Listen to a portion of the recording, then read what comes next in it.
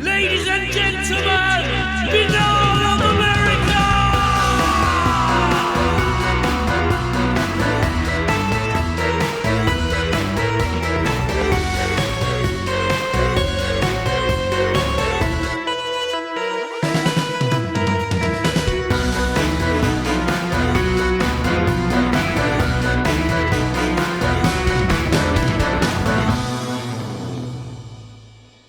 And now, ladies and gentlemen, your host, Tim Binnall. No commercials, no subscriptions, no network, no rules, and at the end of the day, my friends, no comparison. Welcome back to another edition of BOA The Revival. Full disclosure, no pun intended, I suppose, given the guest tonight, is we're coming at you here at the very beginning of 2026, either the first or the second week. I'm not sure yet. Happy New Year. Hope everyone's New Year is off to a great start. We're actually taping this about 9 days before Christmas. So, Rob Reiner has just been murdered a couple of days ago. We're all reeling from that. And the day of disclosure or disclosure day, the Spielberg thing, the trailer just drops. This kind of puts you back take you back to a month ago, folks. So as we begin this show, my guest is, I think he should adopt this. The notorious RPJ. Talking to us, of course, about Red Pill Junkie, Miguel Romero. Let me get that one again. Miguel Romero. You know him from many appearances here on Binnall of America. He writes over at the Daily Grail. He's a hugely accomplished artist who does commissions. So hit him up if you want some work done. Go over at absurdbydesign.com. Longtime friend of the program, longtime friend, period, here on Binnall of America. Just a really great guy. And I remember we had a long and wide-ranging conversation last year around the start of the year or the end of the year last year. And, I figured, hey, let's get Red Pill back on the show and kind of like take a little bit of a pause and look around at the state of things and get his thoughts on stuff, as we chart another trip around the sun. So welcome back to the show, Miguel. Really looking forward to talking to you, brother. Hey, team. Delighted to be back here at Binnall of America, one of my favorite podcasts of all time. And to all the people listening to us, welcome. And of course, if by the time this is released, if Three Eye Atlas turned out to actually be an alien spaceship, and maybe all hell broke loose, well, I don't know. You are part of the resistance if you're listening to this. Yeah, we'll see. We'll see what happens. It's that was one of the weirder stories of the year. Now, how have you been since you last appeared on Binnall of America? It's been about a year. So actually, I looked and we dropped the episode on December 18th, 2024. So it would be about last year, about this week. So we must have talked around the beginning of December last year. So how you been? How was your 2025, all things considered? Oh, God. I mean, I think that for many of us, just being able to say, we're still here, we made it, it's accomplishment enough. Yeah. Like looking at the state of things right now, when people say, hey, how you been? You say, great. Either you are not paying attention or maybe you are part of the problem. Because let's be honest, things are not great all around the world, not just in the United States, not just in Mexico. It feels like really the proverbial, fecal matter is about to hit the fan, and it's going to be a big pile. So yeah. I regret to agree with you, is how I see it as well. Yeah, it feels like we're on the cusp of bad times, like worse times, like we're in worse times. Because I remember talking to people, I forget when, at some point during the past year when something crazy went down, and someone's like, it's going to get bad. And I'm like, brother, I hate to tell you, man, it is fucking bad. Like, this is it. Everyone's like, oh, it's going to get bad. It's going to get bad. It's like, no, dude, this is fucking We're in the bad now. Yeah. Like, this is the fucking bad. It's like we are all, the proverbial frogs in the pot. Yeah. And some of us have probably, thinner skin than others. Maybe some they'll say, yeah, it's not so hot. We're still cool. We're able to hang on. And live their lives. But meanwhile, a lot of us is like, this is getting serious, and pretending that things are normal, especially around this time of years when people want to be cheery, they're tired, they want to have a good time with their family, and they want to see a Hallmark movie, they want to go shopping, and then you wrap the Christmas presents and all that. I get that, I get the comfort, but the problem is that I don't think we can afford to escape the reality anymore. Everywhere, not only the things that we've been dragging since, I don't know, maybe time immemorial, but now the new problems that are starting to arise.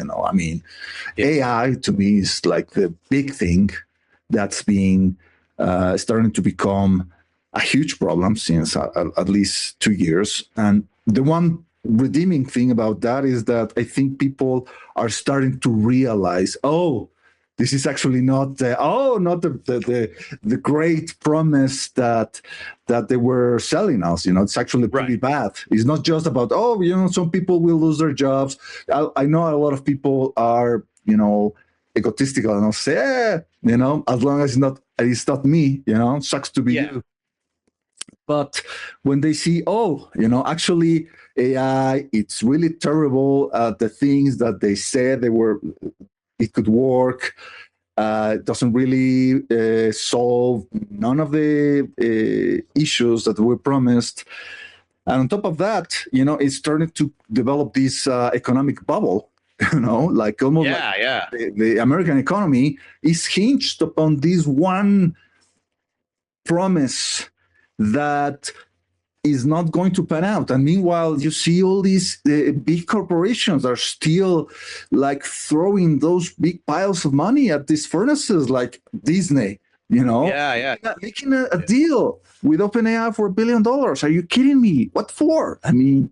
What is the deal with all this? It's kind of crazy. But like I said, it's good that I think that I see the news, I check the articles, and I really see that it's not just a couple of, like the conspiracy mongers at the fringes are saying, this is really bad. The mainstream is trying to say, wait a minute, this is really bad. Maybe we should hit the brakes with this technology. Maybe we should reassess. Maybe this experiment that we'd let these tech bros to perform on the whole society on a global scale, maybe it wasn't such a good idea to begin with. Yeah. No, exactly. Yeah. You saw that with the McDonald's AI ad. Like people hated it so much that they pulled it off the air and stuff. It's frustrating, and I'm sure as a writer, I'm a writer, you're a writer too. I think obviously you're an artist too, and you're even more impacted by this. But it's like it is very frustrating as artists, let's say, that they kind of like they originally framed this where it was like this is going to take care of all the shitty work, so we'll be free to be artists and shit. Mm-hmm. And then now it's just like no, actually it's going to do all the cool shit. But we still need people to fill in potholes and flip burgers because we haven't quite mastered the technology for that. It's like, what the fuck, man? You're taking away all you're robbing the humanity of its soul by having the computers do this stuff. Like this is heartbreaking in a way. Yeah, but even worse than that, Tim, is the fact that all the companies that started to implement this technology on their pipeline, they have realized that doesn't really solve any issues about productivity, reliance. That there are the higher ups. Apparently, the more high you are on the corporate ladder, the more enthusiastic you are about Of course, AI. yeah. Because yes, I'm gonna have my bot slaves, do my bidding, work for me 24/7, and I don't have to worry about HR problems, whatever. So they go and they do their little prompt, and they, the computer then they vomit something and say, hey, here. They throw that to the middle management. Here's the business plan. Work with it, and then the business plan say, okay, so this has come from the top. We have to work with this, and they throw it to the lackeys at the bottom, and the lackeys at the bottom say, what the hell is this? This is useless. So they have to work even extra hours, and the companies are losing millions and millions of dollars in overtime. Meanwhile, they also have to pay for the subscriptions for all these AI services, which are not really making any revenue, and at the end of the day, it's really going to be really impactful in so many ways, even also the fact that, like you're saying, we are writers. We like the challenge of, which is because writing is hard, all these creative endeavors are hard. So people, they want the easy way out. Yeah. And we're seeing how, students at colleges, they want to use AI to do their homework, and the teachers, they want to use AI to rate the homework, rate the tests. So nobody wants to do anything, and meanwhile your cognitive abilities are starting to get deteriorated. I feel this is something to do with the fact that this is a technology that thrives on human apathy. It's remember the movie Seven?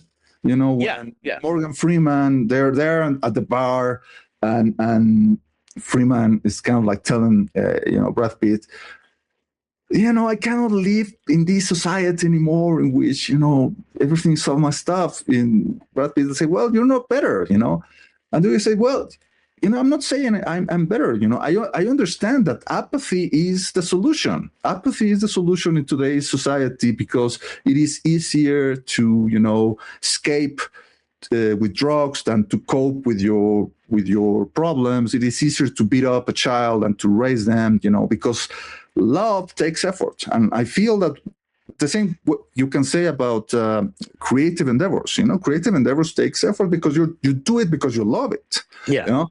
But now with people trying to do the least amount of work so they can stay all the time scrolling on their phones.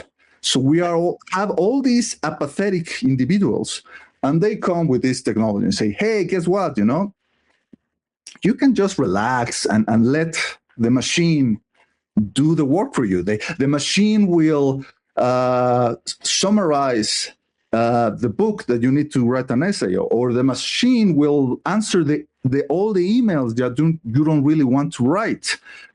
So it's how easy.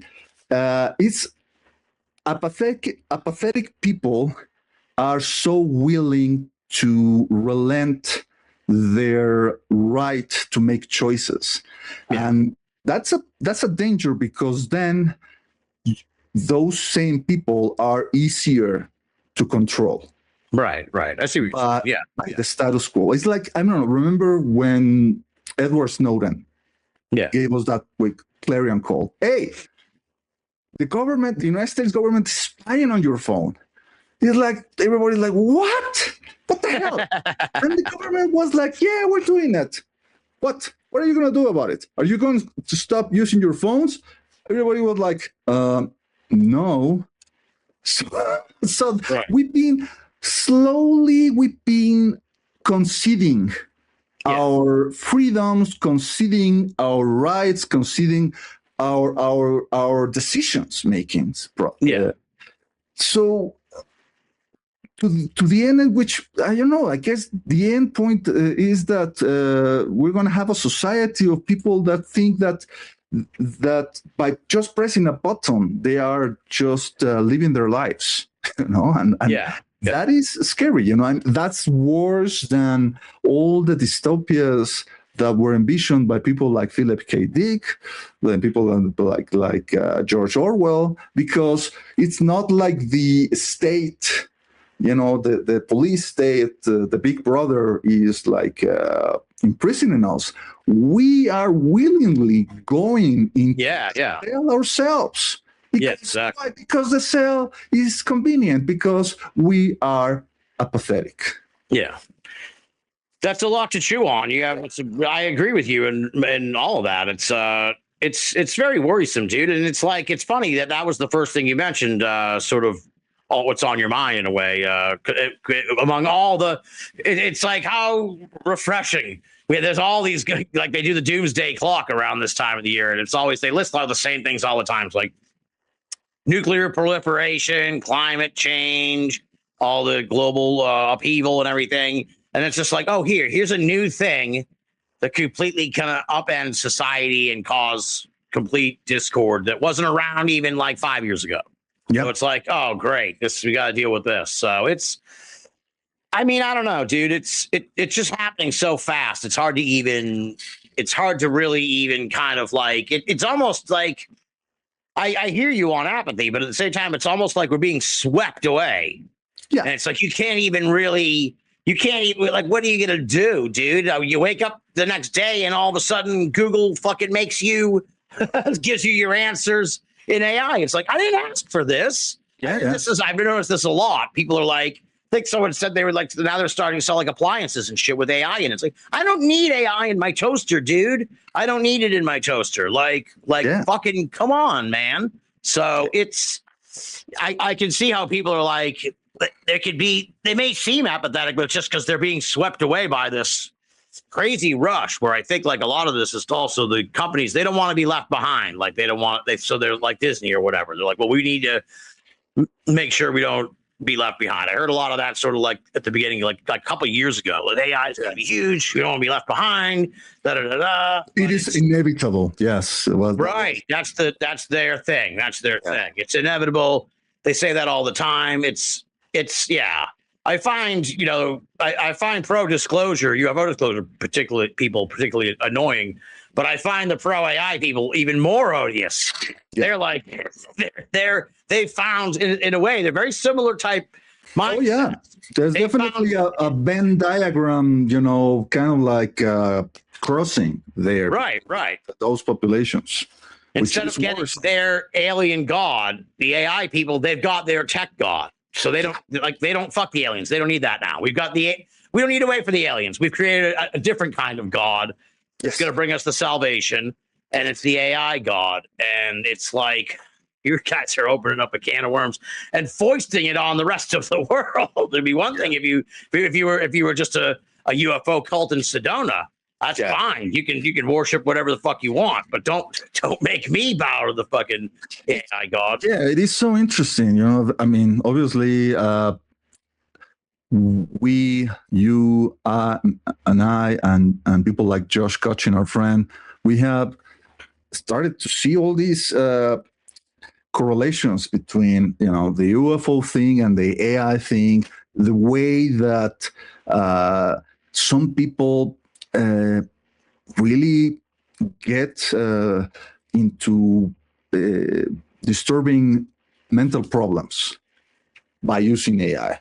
Yeah, that's a big thing that's come up this year. Yeah, which is not, I feel, dissimilar to what happened to all those people back in the 50s and in the 60s and in the 70s who claimed to be in contact with the aliens, and they, and people who were making all these,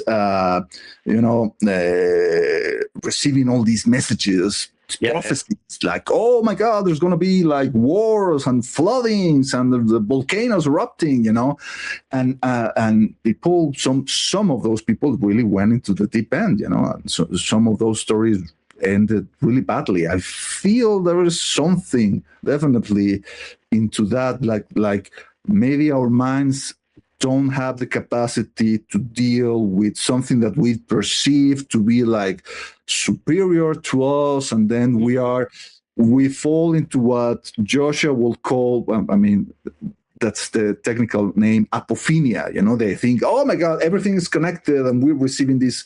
It's almost like Philip K. Dick, receiving these messages from valleys, and similar to all these people who start to use ChatGPT for their work or whatever, and pretty soon they're also using it on their free time, and they are asking ChatGPT for, I don't know, dating advices, whatever. Oh, dude, they're like dating the fucking ChatGPT. Yeah. People are like in love with it and shit, and they're like, my boyfriend's ChatGPT or whatever. It's like, what the fuck? Yeah, it's to make it maybe they'll build a new Integratron, but it'll be a data center.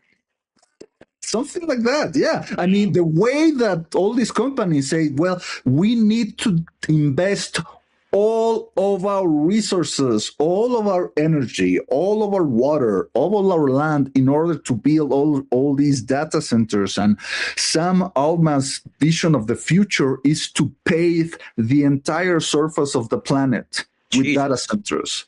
A la like Coruscant in Star Wars, that's his vision of heaven. The idea that by then all the people in the world will be just like uploaded into the Matrix, and living in like Zuckerberg's Meta, system. Oh yeah. Kind of stuff. That's what they want, And it's completely ludicrous. And when people say, how are you going to pay for all this? You're going to need trillions of dollars.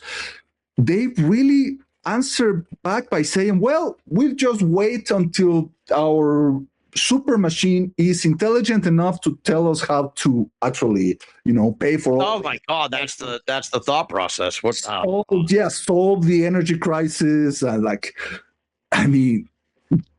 My God. And if you told, some venture capitalists, hey, I have this business plan to use the Ouija board to ask for some kind of demon or some spirit to come up with some super way for your company to have a 20%, 20 times return, to say, get the hell out of my office. But if a tech bro comes and say kind of the same thing, but instead of saying, the spirit says, well, our agentic system, once it's big enough, once has consumed enough information, and we train the model, you'll see that we'll get you'll get all this profit, and all these companies saying, where do I sign? I don't understand the logic behind this. I feel that maybe that this is almost like I don't know if you ever read Whitley Strieber's The Key. It's such a book that he wrote in the early 2000s. This is a small book. It's kind of weird. I liked it. It's not for everyone's, but it came up with the idea that he had this kind of reunion with some enigmatic figure in some hotel room in Canada. Yeah, okay, I remember hearing about that. Or something. And he told him, that there was going to come a time in human history in which we were going to be swimming in garbage because of our craving for material things, to the point that by the time that we were at that point, that will be the final inoculation for our resistance, and say, okay, enough, and then we will, step back and follow a more spiritual path. It's almost feel like, this is the last straw of late stage capitalism, trying to see if they can convert everything into, algorithmic profit. And they think that that's the only way to drive the economy. Meanwhile, the real world is going to kick us in the nuts, with climate change, energy crisis, the migration problems, world hunger, and all that, and to think that, this little thing is going to solve us, and it's Yeah, it is. It's the alien salvation. And what's kind of irritating to me, I haven't really thought about this till we talked tonight, but it's like, look, if you have to build these giant fields of fucking computers, like maybe the technology's not fucking ready yet.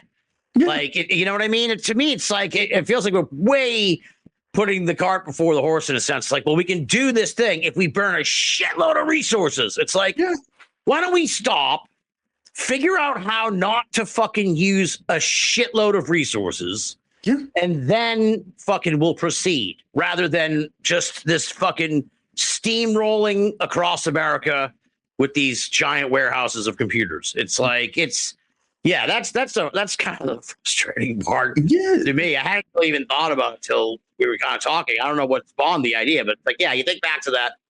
It's kind of like when they came up with the computers, you know, how they sell a computer like a room this big.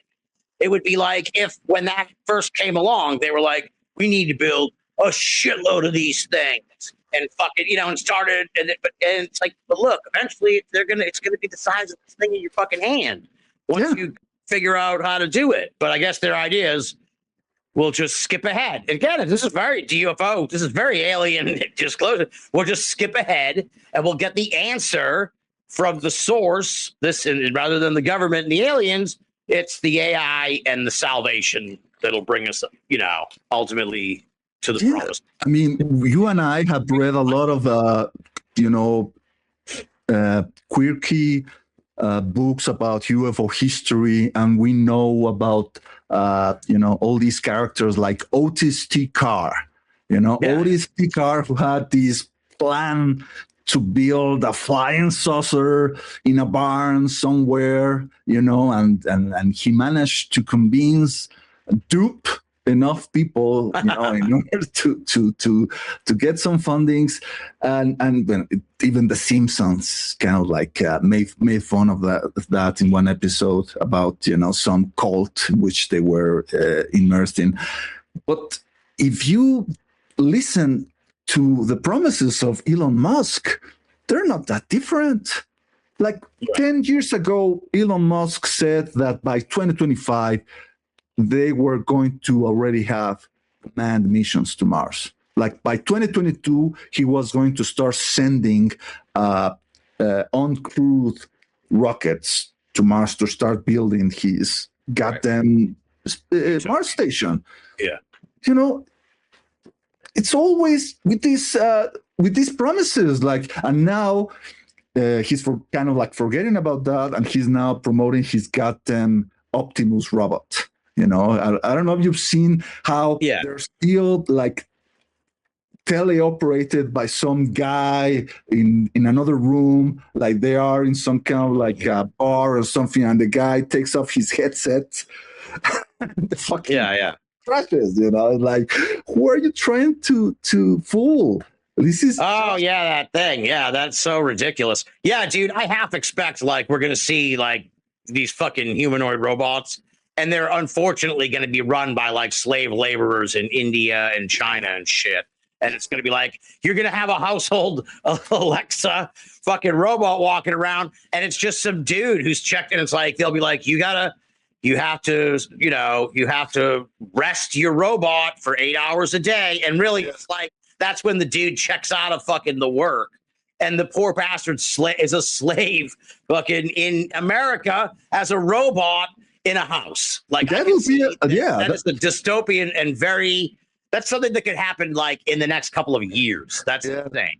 Or movie making friends, that's an idea about some kind of like dark comedy of the guy who has his robots, and the robots are operated by some guy in Mumbai. And when the guy is sleeping, the owner, the robots are like running around the house, trying to figure out how to like gather enough money to emigrate to the United States or something. Yeah. And stop being a robot. Yeah, that's the dream. I don't want to be a robot anymore. I want to be one of the people who has the robots. Yeah. It's very interesting. We'll see where it goes. It seems like this has definitely become, in my mind, the biggest issue that I'm concerned about. Like, fuck climate change. I've given up on that. They've given up on that. So it's like it's a self-inflicted wound that just keeps getting worse. Now, I mentioned at the start of the show, today is fortuitous, I suppose it's not exactly the right word, but it's odd that you and I were going to talk today, and they released the trailer, the first trailer, and the name. Apparently, I didn't know they didn't have a name for the movie yet. For the new Steven Spielberg movie, Disclosure Day. And I love pop culture, and I do talk pop culture on the show. I don't get all worked up about the latest UFO movie, but this is, of course, a Spielberg. People have been talking about this for a while. It's kind of like, in a sense, I'll be interested if he can, because I wrote it up for Coast to Coast and noted, like, he's had 3 alien UFO movies. The first 2, of course, are iconic, and then it was like, and then there was War of the Worlds. Like 20 years later, it's less celebrated. So I'm wondering, I'm curious to see if he can return to form of those first 2 movies, and of course, War of the Worlds is like a whole adaptation of a book and all that, so you can kind of give him a pass there. But if I guess I'm interested to see if this is going to resonate in a way that those 2 movies did, or if it's going to, or if it won't. And you made a point today on Blue Sky that you said the UFO bros were unhappy with the trailer. So I'm interested in that. We were talking about this before we went on the air. You're way more plugged into sort of the vibe of the online social media UFO scene. Like, we can get into this a little bit, but there's people I haven't even heard of that are like Jesse Michaels. Like, who is this guy? Where did this character come from? And he's got like a Starship Enterprise set, and he interviews like David Grush and shit, and other people that are like of high import in the UFO. I'm like, what the fuck? Where'd this guy come from? Who is this guy? And then there's a lot of people like that, and there's a lot of fans of these people. It's sort of a Roganification of UFO or UAP, UAP world. That's a side tangent. We can get into that as we talk tonight.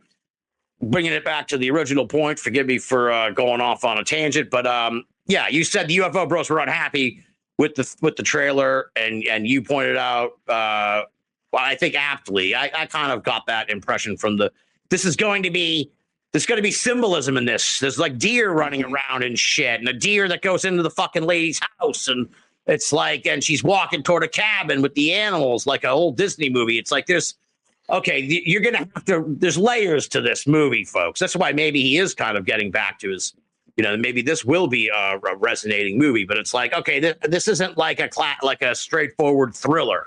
It's like, this is going to be like a metaphor. This is going to be like an allegory for something in a way. You're going to have to read between the lines on this one, which of course is not that appealing to the people who are like, no, I wanted him just to fucking disclosure. Yeah. They want the aliens. They want the fucking aliens. Yeah, there's not a single alien in the trailer. It's like, what the fuck are the aliens? Yeah. So where are the shiny metal ships with the beams of light, like in Close Encounters of the Third Kind? But God damn it, he did that movie already in 1977.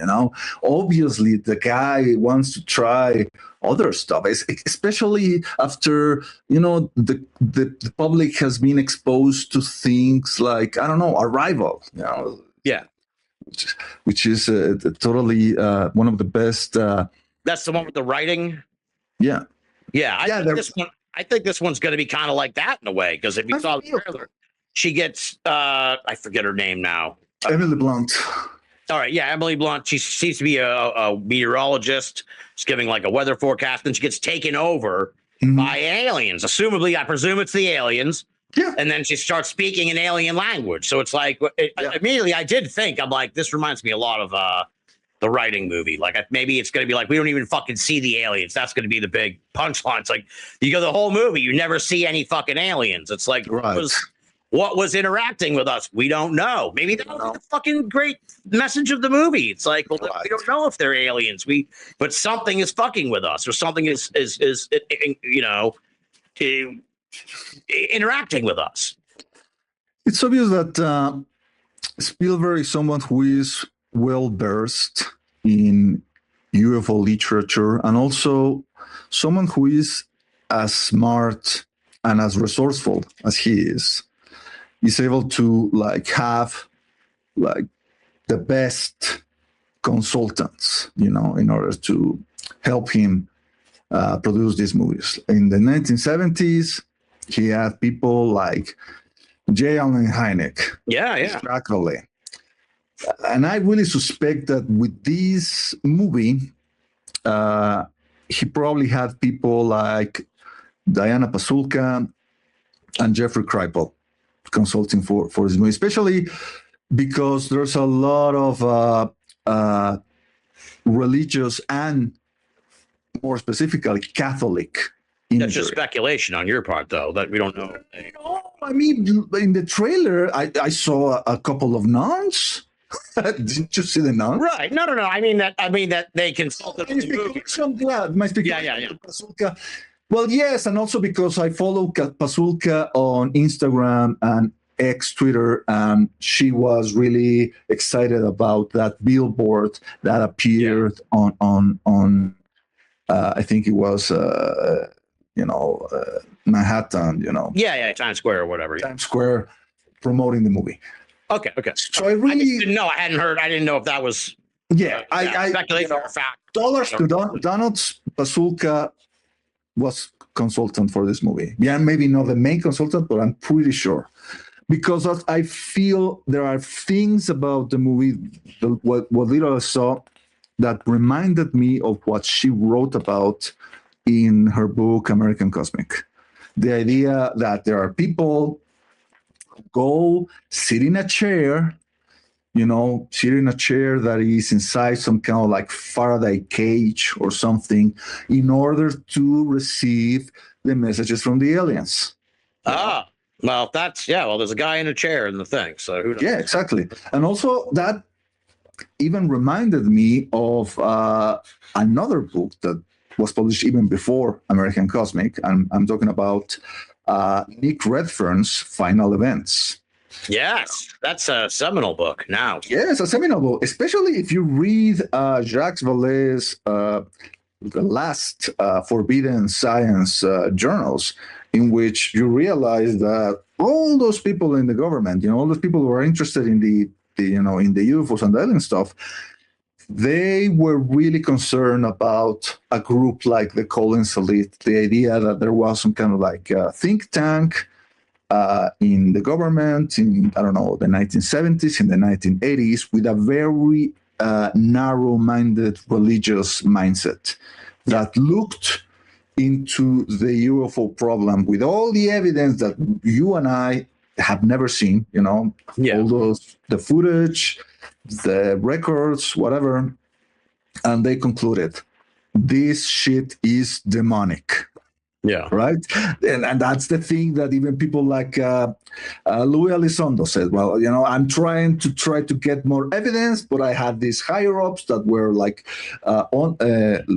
putting obstacles on my way because they say, don't touch these because these are demons, and we don't want to deal with demons. So I'm curious to see whether Spielberg is going to entertain that route. Because the movie really feels, the teaser really felt, like you said, very symbolic, very not some boltsy. It really feels, and at the end of the day, like I wrote on Blue Sky, disclosure and revelations, they are the synonyms, and revelation is basically the English word for the Greek word apocalypse. Apocalypse, which is the last book in the New Testament, and it's the book that has the end of the world in. Kept all of Christendom crazy since the last 2,000 years. The idea, oh my God, how to interpret this? When is going to be the end times? But that's the idea that it's something to do with religious revelation, because I guess if we were confronted by the idea of inescapable idea of the other, that would be kind of like a religious, like a wake up, or like a come to Jesus moment, if you will. which is the thing that we haven't had yet. Some people said, "Oh, we already had disclosure." And I was like, "No, we haven't." There's a different thing from the government saying, "Yeah, there's shit flying in the skies." Some of those we really don't know what they are, but yes, who cares? And there's another thing I said, well, there is another presence, sharing the planet with us, and we are powerless against them. It's like saying Jesus. It's like almost like saying that that God is angry at us. Yeah, it'll be interesting. I'm looking forward to the movie. It's probably one I will go see. But I think it'll be very. I asked you ahead of time before the show. We can kind of get into UAP world in a sense now, because we were talking about how nothing really changed this year, and it's like well, two things. It's funny. This is Disclosure Day, not to be confused with the overhyped movie that just came out, Age of Disclosure. So it's like, okay, now you're confusing everybody. So I'm sure the UAP people are whipped up into a frenzy that disclosure is like a buzzword right now. Yeah.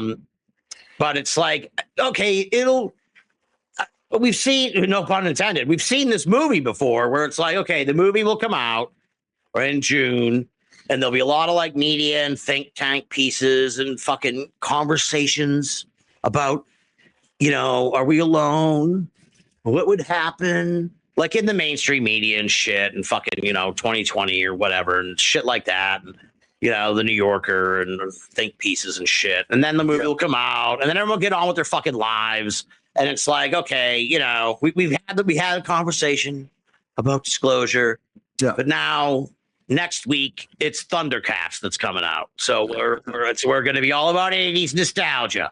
And so it's like it just keeps, the cycle keeps repeating itself. I don't think this is going to be some watershed thing. I really sincerely hope disclosure advocates aren't like pinning their hopes on the Steven Spielberg movie to do anything other than kind of like, I guarantee you that from tonight until the release of the movie, there will be at least a handful of people in that world that are going to be promoting the hell out of the idea that Spielberg is actually in cahoots with the disclosure people, that he's part of the plan. I mean, that has happened ever since, Close Encounters, There's this idea in this subculture that Spielberg is some kind of like inside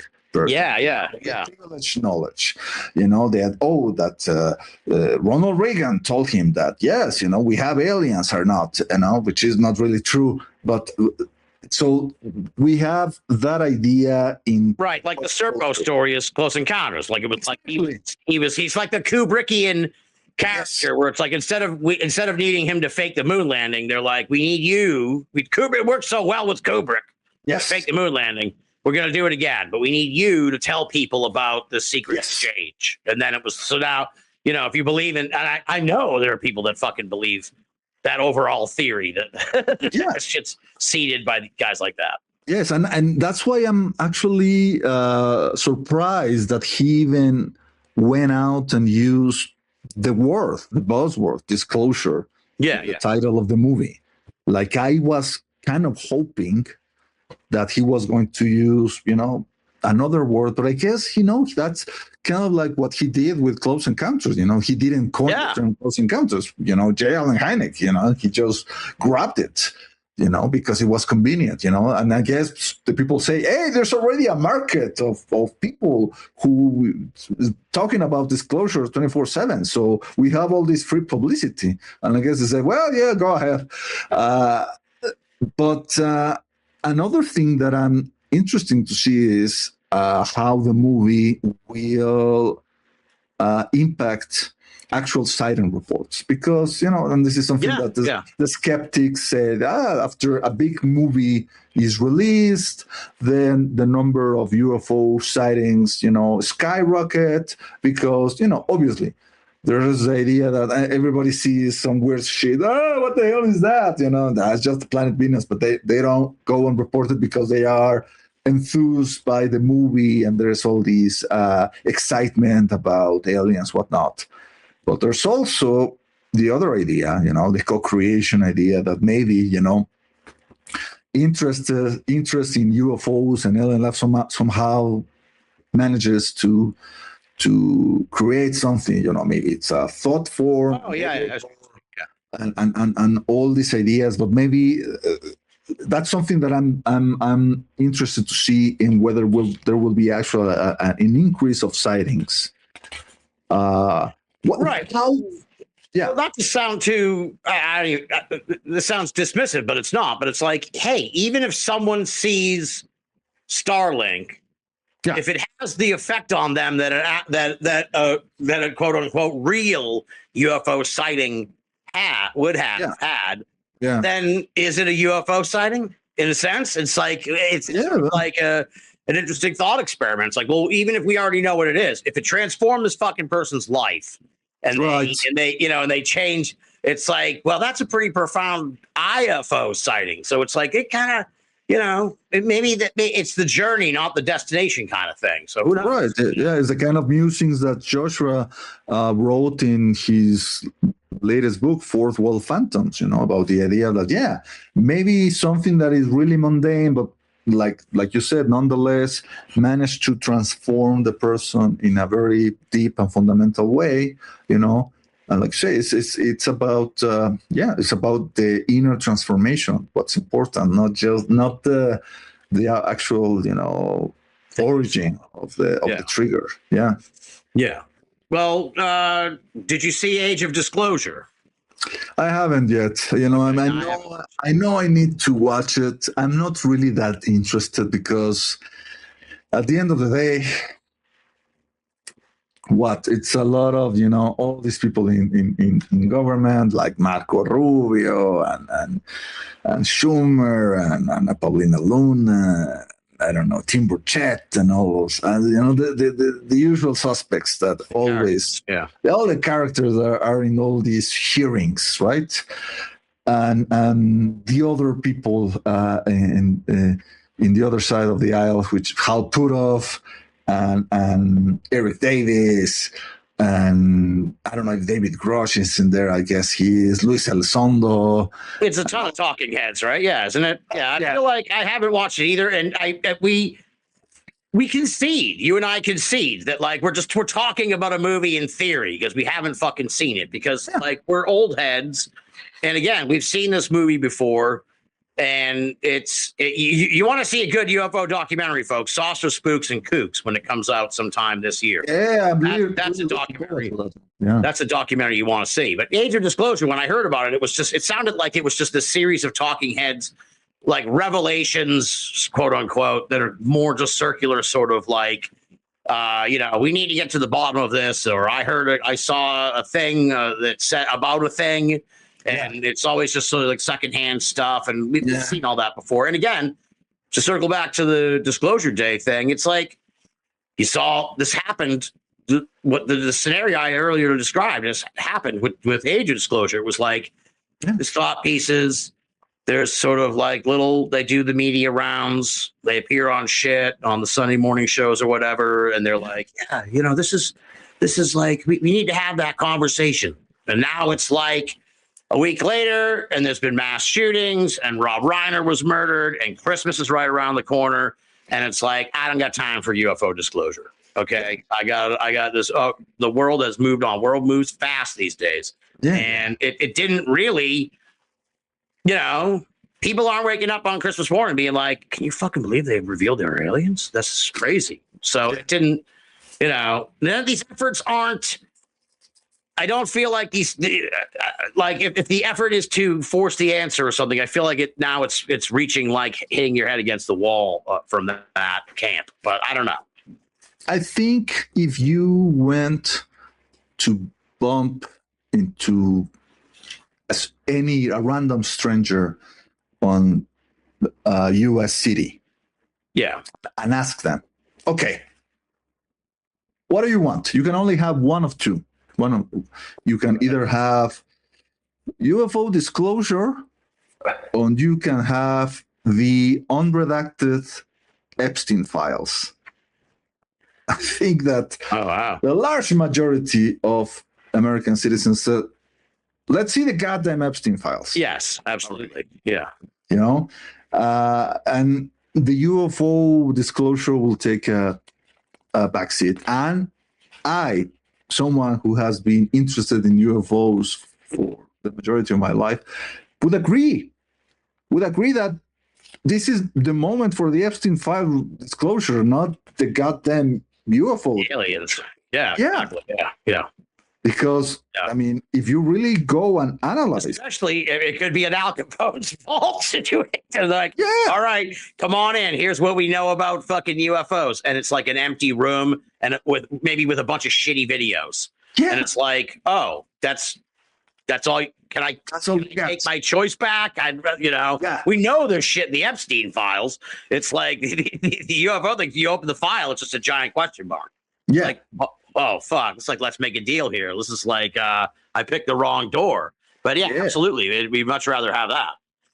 I mean, and if you think about it, I mean, going into my conspiracy kind of like mindset for a while, I feel the both thing, even though I don't think they have anything to do with one another. I don't think that that Epstein had nothing to do with the UFO thing, right? But what the Epstein situation has revealed in its absence of information is that there's so many people at the top of the societal pyramid that are so fucking scared of that, dam breaking open. Yeah. Because so many people will be compromised by it. I'm not talking only about Donald Trump, Bill Clinton. No. It's the people we don't know their names. Exactly. They're the ones. They have all the fucking money. You know, they're like the old Russian oligarchs and shit. Yeah. See, and the college professors and magazine editors and celebrities, personalities. I mean, I read about someone who was an advisor under the Obama administration that was consulting with Epstein all the time and saying something about how they were going to release the drug that helps people reduce weight. Ozempic, and how Ozempic was going to be released, and the way that they talked about normal people like you and I, let's say, all those people disgust me, So it really reveals how the 1% regards the rest of the people. So I think that the reason why, I'm sorry for getting too political, but the reason why I feel we're still in this situation in which, I don't know, Donald Trump is about to launch an invasion on Venezuela, and I don't know what else, is all this was permitted because the people running the world, running society, are trying in a way to preserve this structure in which they benefit. Which right. They're trying to maintain their spot. Maintain the spot, and they know, if they somehow expose Trump is somehow tangled with, like, in the web with so many of them, that if they try to bringing out from the web, the whole thing collapses. Right. And I guess some people in the UFO world have said, it's the same reason why they haven't disclosed the UFO thing, I'll put off saying, back in the Bush administration, I was invited into this, workshop in which they asked us to come up with good and bad reasons, the reasons for and against disclosing the alien presence on the planet. And at the end of the exercise, we came up with more reasons why they shouldn't disclose the UFO presence, because it will rip off the economy. It will, create havoc on world religions and terrorist attacks. I don't know what else, dogs and cats living together. Exactly, like in this that character from The Simpsons. Why somebody think of the children? But that is the people. That is the rationale of people who have a lot to lose in a situation, right? Right. It is the same reason why say, wait, dude, but bringing back to the climate change, like we should have switched to alternative fuel sources 30, 40 years ago. We could have, but we didn't, because the oil companies had too much to lose and said, right. If we fall, we are taking you with us, bitch. Yes. Yeah. It's the same thing that, getting back to the AI son, I think is that now what the Sam Altman and all these guys are trying to do. They're trying to become so too big to fail. This and say, oh, if they collapses, well, guess what? You're coming with us, bitch. Right. Like, Well, Thelma and Louise, Yeah, that's the big fear, that the bubble's going to burst. You know, and part of me thinks that's going to happen next year. So or this year, 2026. Yeah. It's frightening, because it keeps getting people keep getting warning about this, and it's like, oh, Jesus Christ, this isn't good, dude. We'll see. It reminds me in a lot of ways of the early internet, where they had the internet bubble, and then it like settled in once we kind of got a handle on the how to use it in a way. And it's like, look, we did kind of get a handle on how to use it, and then also ruined it again with social media and all this other shit. But it's like, yeah, it's. I feel like we're stuck with this technology, but it's going to be fucking really bad until the bubble will burst, and then it'll be rebuilt in a more reasonable, realistic fashion. That's probably hopefully society will actually be rebuilt with it.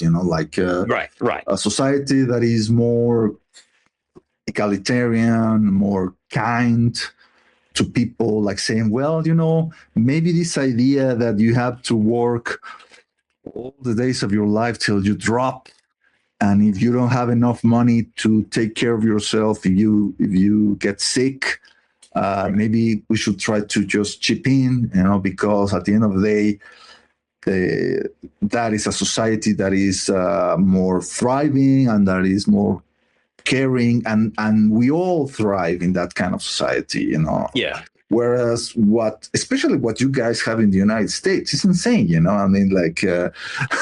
seeing all these videos and say, a woman said, oh, well, I had a baby last week and this is the bill, $50,000 I paid for It's crazy. child labor. Like, what the hell? Are you kidding me? Or a child, the child, is the child a genius, or is the child, already you have some kind of like school diploma? Right. Well, the hospitals here, they're like the convenience store at the airport. You know how that's already like insanely upsold, and then that times 100. Yeah, it's like the same attitude. It's like, well, where else are you going to get a Band-Aid in a hospital but from us? So the Band-Aid costs you fucking $200, and it's like, what the fuck? And it's like, well, you can bring your own Band-Aids, but we can't use them. So it's like, it's crazy. It's really, it's, God, I thank God every night. That I'm still am waking up every morning. It's crazy. Yeah, I mean, these fucking problems. I feel that's what some people are waiting for, the disclosure thing, because once the aliens come, they will, like you say, they will fix things, and or it's either that or the AI stuff, because we, like I said, the apathy thing, the idea that what. No one is coming to save us. We will actually have to do it ourselves, and it will take a lot of effort and a lot of pain. But I still feel it is possible. Because there are also, I feel, untapped resources about the human condition, that maybe we will be able to remember, because we have forgotten, I don't know, all this idea of the human potential, the capabilities, like the shamans tell us, that when they have able to, I don't know, predict the future or have psychic abilities, whatever, I don't know, maybe, the world collapses and those who survive turn into X-Men. I don't know, Well, look, weren't many of the greatest generation the people that came out of the Depression? So it's like maybe if society collapses, if you can make it through that rough stretch, everyone's kind of for the better for it, so who knows, maybe this all does seem very cyclical, so it is frightening cyclical. Now, you wrote up this article over at Daily Grail, and I wanted to ask your thoughts on this because I've only given it a cursory glance, but I really like where the angle that this researcher's taking it. I'm talking about astronomer Beatriz Villarroel. Beatriz Villarroel, I think that's. There you go. Thank you. I didn't even practice that one, so that was not good on my part. My apologies to Beatriz. But she's an astronomer, and she wrote up a paper. She's looking at non-terrestrial artifacts in old astronomy plates, which is like genius. It's such a great idea.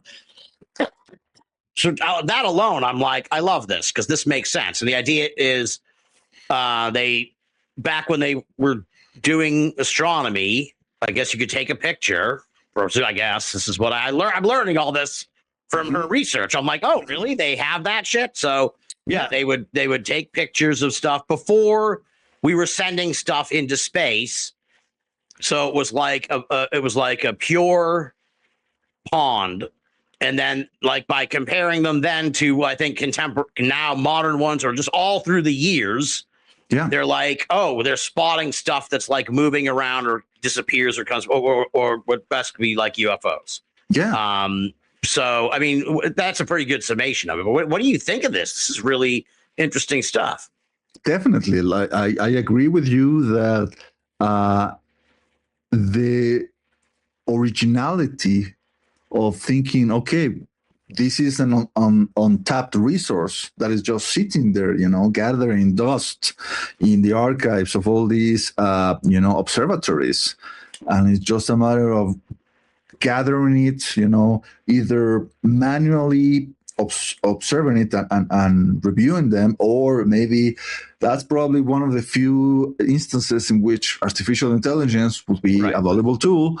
And then seeing, these what she calls transients, these luminous effects that only happened for a very short amount of time. And in astronomical terms, a short amount of time will be like maybe weeks or months, whatever. But it's like, okay, they took the plaque in, I don't know, October of 1955, and then they took the same plate of the same portion of the sky in, 3 months later, and that bright spot is no longer there, so you need to account for that, and obviously some skeptics say, yes, just issues with the emulsion or whatever. But I think that she has managed to make a good case that is not as easy as that. And then when she goes and says, you know what, these transients seem to have an interesting correlation with either times when the press published about notorious UFO waves, like the one that happened over Washington, D.C. in 1952, and also when the United States or the USSR were conducted nuclear tests. So that is also like, wait a minute, So I love how she says, well, this is a phenomenon that needs to be looked at. I'm not saying like, the aliens are right. Yes. It's just this is something new. This is something that we hadn't been paying attention to, and this is something that we should be paying attention to, and that's why I think that Villarroel is one of the people in the new people in the UFO field. Although I don't know, is she in the UFO field? I guess she's kind of like dipping her toe. Yeah, she's a scientist, I guess, studying UFOs. Exactly, but definitely it's something that is so refreshingly original, as an different from, for example, Avi Loeb, who goes and say, "Oh yeah, we need to put tracking cameras over hotspot areas." Oh, why didn't we think of that? Oh, wait, we have over the last 30 goddamn years, man. Yeah. What did you make of? It's interesting. You can kind of contrast her work with the funky comment. I forgot its name. I really didn't follow it at all. I just missed it out of hand like right from the beginning, because it was like, this is too fantastical. This is too much of a Hollywood movie that like a mothership or whatever, or a probe or whatever, that we're gonna see it close up and be like, holy shit, like it'll have a logo on it or something. I'm like, this is just silly, kind of like, but it was like, it really captured the imagination of people online. It was really, it was quite a scene, man. It was it was, people really got into this fucking interloper. Right, kind of like reminded me of back in the 1990s when the Schumacher-Levy comet, started to also get a lot of attention, and impacted Jupiter, or I don't know what exactly happened, but then some people said, well, actually, there's some object like tracking the comet, and the comet is kind of weird. And after that, the aftermath of that was the Heaven's Gate cult having a mass suicide. So there's that. That's like that's the ultimate cautionary tale. The idea that if you start to rile up the people with all your crazy UFO ideas, some people are actually going to take that to the extreme. I feel with Avi Loeb, I don't know, man. I mean, I don't know if it's all his fault, because he's just writing stuff and say, well, this and this and this and this is interesting in this comet. And he can say that because he's a goddamn astrophysicist, right? Right. He would know if it's just something weird about it. Yeah. Exactly. He will know if there's something weird about this particular comet. But at the same time, he should know that the press is so hungry for the clickbaity news, especially because of the aftermath of having had the big 2017 New York Times revelation, right? Okay, yeah. In light of the current zeitgeist, you mean? Exactly. Yeah. We're almost reaching the 10-year benchmark after that. Right. 10 years. It's a lot of time, and I guess a lot of people in the press have said, well, we're still waiting for the goddamn aliens. And then there's these scientists with credentials saying, well, maybe these could be aliens. And the press is latching on to that because they need to keep feeding the beast. Yeah.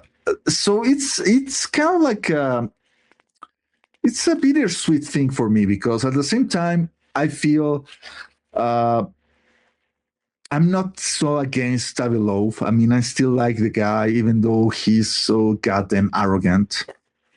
He is the kind of person that he believes to be so smart that he's actually looking outside the solar system to try to find someone who is smarter than him, and he sees things like the Three-Eye Atlas, or before that, Oumuamua, and he interprets them in such a way like, oh, well, maybe there are like motherships that come closer to the inner solar system, and then they release all these AI probes. Yeah. And I think that was the latest twist. Like, okay, how do you know that? So, well, that's because that's how I will do it, because I'm so smart, and that's how I would do it if I had the technology, to perform that. So it's all this like projection, it's all this anthropomorphizing the phenomenon that I feel has nothing to do with the real UFO phenomenon. But he has his audience, and I think he realized that by calling attention to himself, he's able to like gather funds, write the papers, go into these expeditions to try to gather all these mineral traces. I think that he went to, I don't know where exactly in the Pacific Ocean, I think, where they went and dragged and tried to gather the remnants of another interstellar object. Yeah. That didn't pan out though, right? That wasn't. No, I think. He gathered stuff. Right. He actually managed to gather something that he says it's interesting, but I guess his colleagues will disagree. And right, exactly. Again, he didn't like pull up something with a logo on it, exactly. Made in Aldebaran or something. But I mean, good for him for trying. He's playing a dangerous game in a way. Although it'll be interesting to see how if it plays out that way. But it's like, okay, dude, the Uma, I could kind of understand because you caught it after the fact, and it was like, oh, okay, maybe this was this, and I can kind of get that you jumped on this new one, the Atlas one. Yeah. But it's like you're playing a dangerous game, Avi, because like at some point become the boy who cried wolf. Like, right? If there's another one that comes through, like in the next couple of years, and he does the same thing, I wonder how that will be received, and will he eventually be like lose a lot of esteem because he just keeps jumping on the next object that comes through, right? Or will he temper his approach and not maybe jump on it unless it's like particularly spectacular?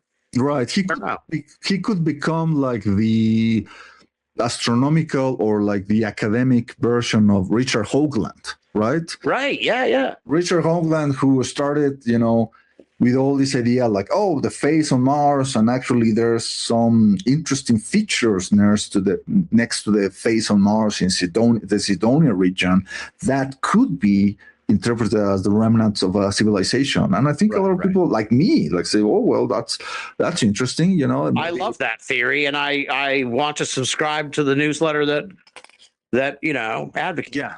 So, yeah, but the problem is like 20 or 25 years later, Richard Hoagland sees any weird goddamn rock that is photographed by the robots. Yeah. It's look, that looks like I don't know, like an ashtray, It's like, dude, it's all these pareidolia, you lost it. You lost the plot.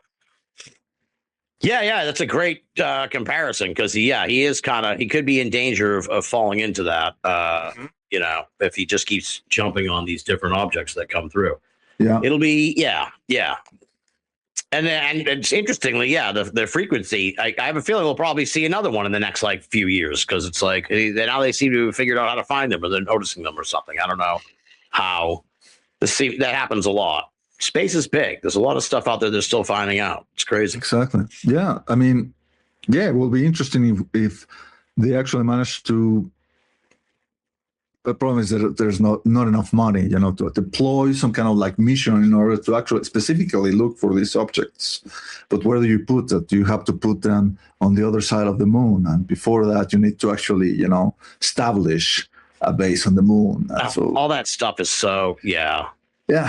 As we get older and stuff, it's just I've given up on, we were talking about AI and it's improving life and shit. I've joked about on the show about this, but it was like, when like 20 years ago, they were telling us they were going to be able to like grow livers in like factories and shit. Yeah. And you could go on fucking Amazon and order a new pair of lungs and they'll fucking swap them out.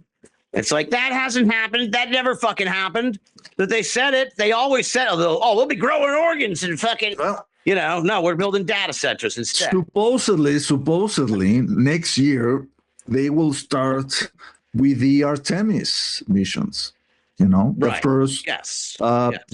missions to the They're gonna moon. loop around the moon. Yeah, exactly. Yeah. That would be interesting if it happens. It'll be fun. Yeah, it'll be fun. Yeah. And then, like 2 or 3 years later, they'll land on the moon. So that would not. We're talking like 2030 at this point. Who the fuck Yeah. is what's going to be? And maybe the Chinese will say, guess what? We're gonna beat you, That'd be for great. a year or two. That would be great. Let's put all our resources. I still have that fantasy, like someone plants some flag, whatever, and they are start parading whatever, and everybody's cheering and say, "What the hell is that?" And behind them, there's something, like saying, "Hey, guess what? You're trespassing. Get off my land." It's like the U.S. military comes out and arrests the right the other nations. Lunar eyes. Let me see your papers. Right, exactly. Yeah, jeez. I talk a little bit about. I like these, so I guess the Versus series over on Absurd by Design. We sort of do caricatures of these two different archetypes in a way. I just find these really interesting and amusing, just from your observations of some of the characters, especially like the Bigfoot one. I found really interesting, and then it was like, there are the two distinct Bigfoots. There's like the woo Bigfoot and the flesh and blood Bigfoot, if you will, or like right, the Squatcher. Squatcher. Yeah, that was it. Yeah, definitely that was something that came to me.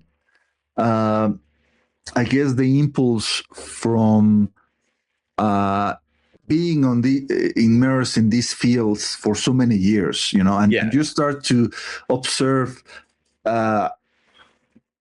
these how heterogeneous, how dissimilar the people are who supposedly have the same interests, but they don't. Like, for example, the people who got interested in the UFO stuff in the last 8 years or so because of the 2017 New York Times article, compared to the people who have been interested in UFOs since, I don't know, the 1990s or the 1980s, the people who read Stanton Friedman and John Keel and Jacques Vallée versus the people who, started reading, I don't know, skinwalkers in the Pentagon. So I wanted or they don't even read fucking books, dude. They don't exactly. They watch these shows, like, and I don't know this Jesse Michael guy, but so like they watch these shows. So there's tons of these online UFO shows. I'm like, I am completely out of the loop on these, but they have huge audiences, and they're UAP shows. They're not, they like the UFO acronym, but they're UAP shows. Exactly. So I wanted to go and make a commentary about that, but at the same time being like South Park, say like, okay, I'm gonna make fun of all camps, the true believers, and it's very lighthearted. Yeah, it's fun. Yeah. So I started with that, and then I went to definitely, I guess the best one was the about the flesh and blood Bigfoot hunters compared to to people who think that Bigfoot is some kind of like ethereal being. And I guess, like I say, I'm making fun of both camps, but at the same time, in my mind, personally, I lean to a certain group, even though I probably not can't help it. Yeah. Even though I try not to show it into these comics, same with the one about the Ghostbusters, the people who go to a haunted house, carry like $10,000 equipment, the spirit box and the ER goggles, whatever, and all the people who just like tuning in with their psychic abilities and whatnot. And I know that I need to do more of those. I wanted to do, the next one was going to be like the skeptics versus the true believers, the people who are fans of James Randi, and the ones who are part of the guerrilla skeptics on Wikipedia. the other camp, you know. Right. But I felt that was I chickened out on that because You could do one. You could do like owns that shirt that has the fucking Bigfoot riding the Loch Ness monster with like a UFO over it. You know that shirt? That's there you go. It's like that's a true believer right there. Exactly. You know? Yeah, no, I love those. They're really cool. I had the opportunity to sort of observe all these different groups this year. We went down to Gettysburg for this ghost event, and then did the Exeter UFO Festival, and then did a lot of Bigfoot stuff too. So it was like, yeah, it's a lot of interesting folks in these different camps, different personalities, different sort of group dynamics among all these different folks. It's very interesting. Yeah. Like for example, I don't know. I'll just tell this funny story. I don't know if Kutch told you this story. I don't know how you chat with him these days, but we were sitting around the campfire and Kutch like put over all these Bigfoot hunters. This is during the excursion. We forgot to tell the story after on the live show. I texted him after. I'm like, oh, we forgot that fucking story. So Kutch is like extolling the virtues of, and rightfully so, of these Bigfoot folks who go out way more frequently than he and I, you know, who is kind of old hat to them, going out in the woods, camping and all this and everything, and being out in the dark and shit in the wilderness. And he's like, you know, I do ghost hunting also, and those folks, they can't even imagine doing this sort of thing. And he was saying it like just sort of put these folks, and they were like, really, they returned the same sentiment. They were like, oh, I'd never do a fucking ghost hunt. I would never go into and not because they didn't believe it, dude, but because it was too, it was like, that was too unsettling for them. Yeah. It was like, wow, it was quite a moment because I was like, wow, that's really, you know, like they didn't dog on any ghost hunters or anything. They were like, oh man, hats off to those folks. I could never do that. And it's like, wow, that's quite the reaction. It was really interesting.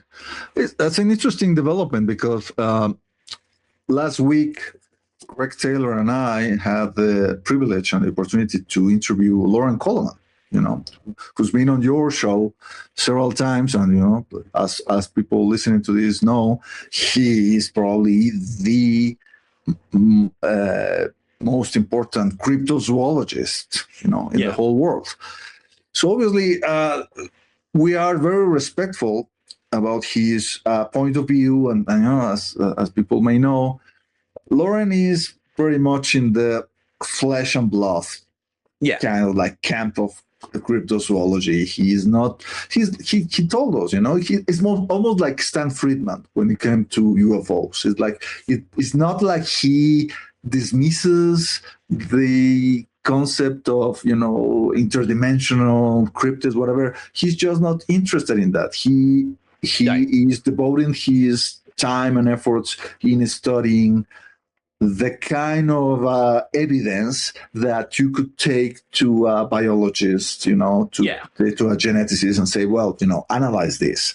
And totally, I agree with that. But at the same time, being friend with, you know, someone like Josh Cutchin, who wrote books like Where the Footprints End, I'm aware of that other aspect, you know, of that happens in the Bigfoot hunting world. That probably is something that even the diehard flesh and blood, the guys with the rifle, say, yeah, you know, I'm gonna back me a Bigfoot if I get the chance, but once you actually manage to get friendly with them, they will say, well, you know, there was something that happened that night that we were camping. Right, you know, that never told anyone, but you know, we were sitting there, and then there was this crazy lights, like, you know, moving around the trees, and we never knew what happened.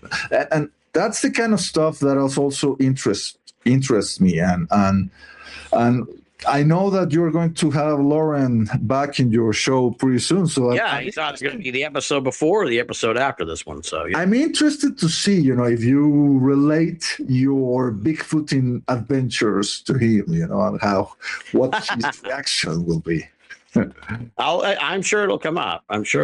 Yeah, there's definitely a high strangeness element attached to it. I find having looked for the Bigfoot now at this point. Yeah, I mean, I salute you both. This is something that definitely is both in my bucket list, and at the same time, I'm not sure I would be able to, manage to survive it. I mean, I listened to your retelling how miserable you guys were. You would survive, but I think I said to Kutch, I was like, because we were talking about how we would describe it to people trying to convince them to come along. I'd be like, there'll be moments where it's deeply unpleasant. And it's like but you get through it and you look back and you're like, oh God, that was a crazy weekend. You what? About had it with that misadventure? Yes.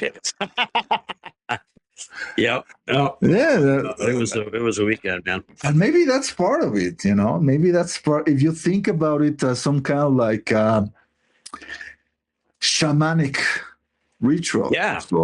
There has to be some kind of discomfort. I mean, I've not been in that situation hunting Bigfoot, but I've been in similar situations when I was in these shamanic rituals, with a group of people who were taking peyote. Oh, it was cool, but it was also obviously parts of it that were really, really, really uncomfortable. Like freezing temperatures. I didn't have a tent. It was just lying with my sleeping bag. Yeah. And it was, around this time of year, close to the winter solstice, in the open, with only like a fire like 10 meters away from me, and and aside of that, the issue of the substance itself. I don't know if you have ever taken mescal and peyote. It is really, really nasty stuff. It's like the first time you ingest the cactus, like, okay. The second time it's like, God damn it. And the third time you want to puke, Yeah. But I think there's part of that idea of putting yourself out of your comfort zone, in order to let something like happen, like something like enter out of your comfort zone, out of your place of complacency and actually startle you if you're lucky. Right. Yeah. That's entirely possible. It seems like that's kind of, it is the journey, as cliche as it sounds, but yeah. Now, this is less serious in a way, but it's like I swim in a lot of Spanish speaking waters as part of the coast to coast thing. So I'm kind of amazed by how the boogosphere became a thing. And it's sort of also wanted to kind of connect this to Jaime Maussan. Like, what do people in Mexico think of this guy? Because like I see him in the articles and stuff, but it's like, are they taking this guy seriously, or is he like a sideshow? And also, like, how is this boogosphere is like really? It's crazy how much this thing has kind of stuck around and become like a replacement for the shitty alien mummies. Yeah, it's like Jaime Maussan is like the Ramones of the UFO world. Remember how the Ramones say, well, if you didn't like this song, you like the next one and the next minute. I see. Okay, yeah. They were so, they were so short, and they just kept playing. Yeah, and that's with Jaime. Jaime has kept playing for the last 40 years or so. I don't even know when his UFO career started. I guess back in the mid 1980s. And yeah, when the Roswell slides didn't stick, then he went to the Nazca mummies, and when the Nazca mummies didn't stick, now he's going into the boogosphere, and he keeps coming with stuff. As per your question, how he's perceived in Mexico. He's obviously, ever since the 1980s, a lot of the vast majority of the public, he sees him as something of a joke, Yeah. Oh, the crazy guy who believes in UFO, even though that in the 1990s, he managed to gather quite a following. Heck, I've told you this a couple of times, Tim, in the past.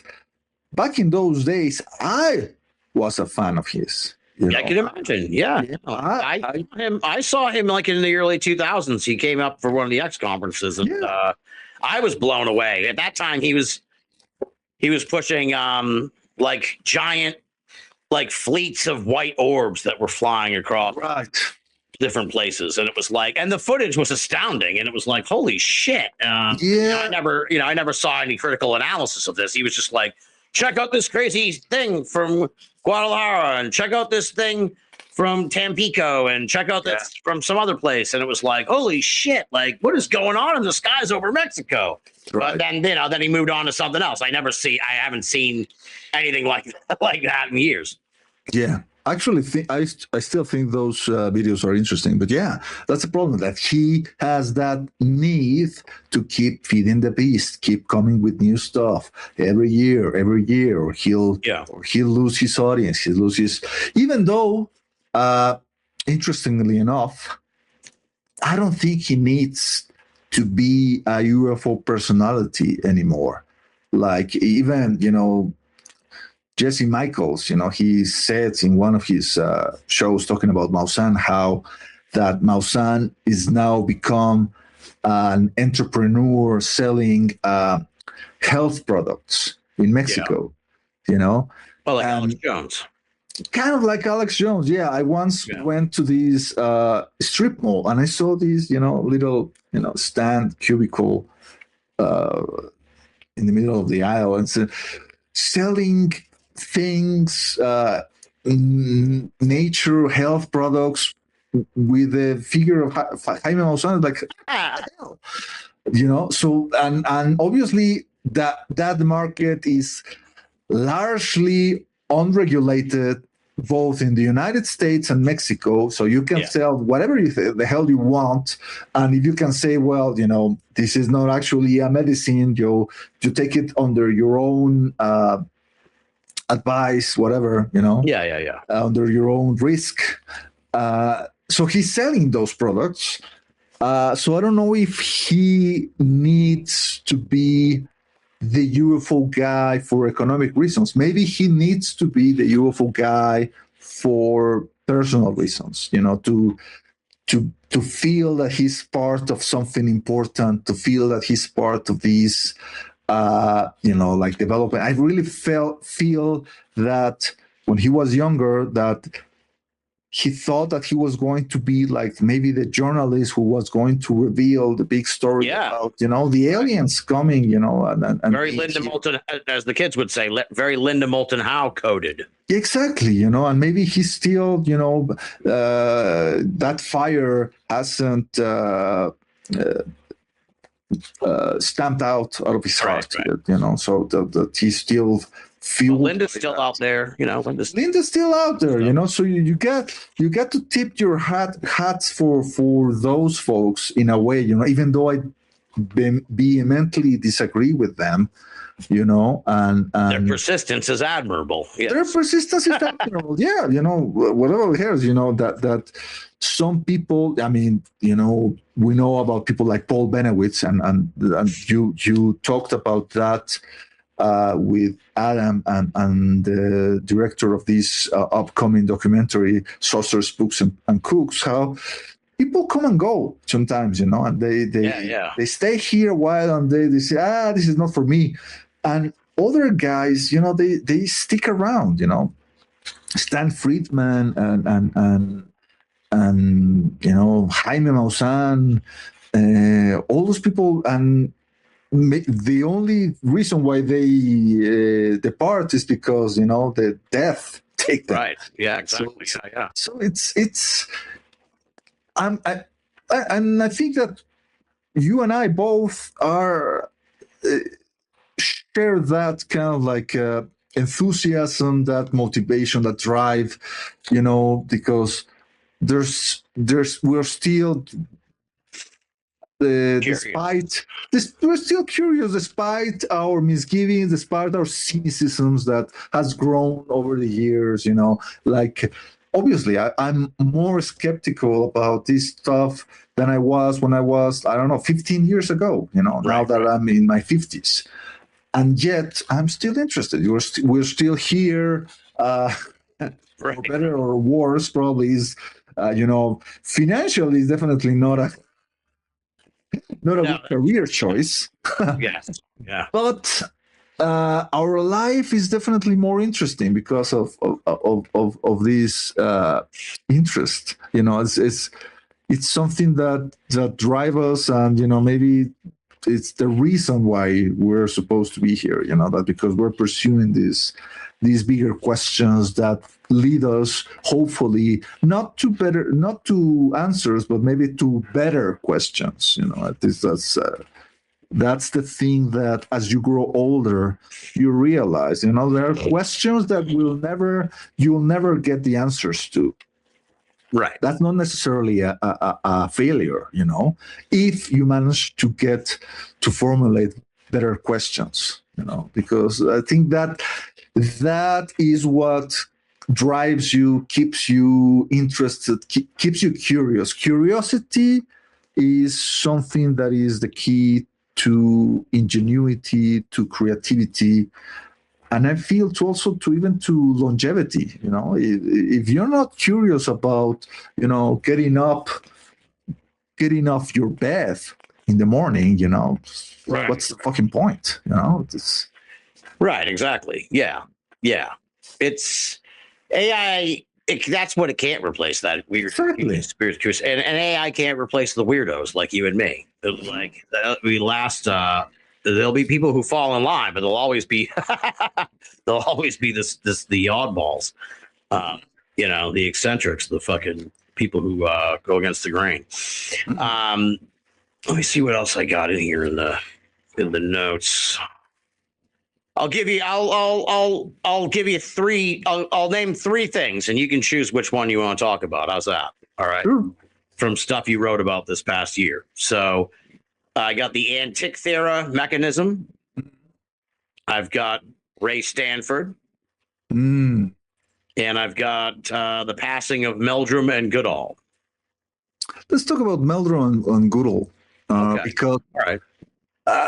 You don't strike me as and I commend you for this because your Bigfoot piece, the cartoon, was spot on. And it's like I mostly associate with you with UFOs and that realm. So you did good on you did great on the write-ups on the obits and stuff for those folks. And I was surprised because I'm like, I never really took you for having much interest in the cryptid world.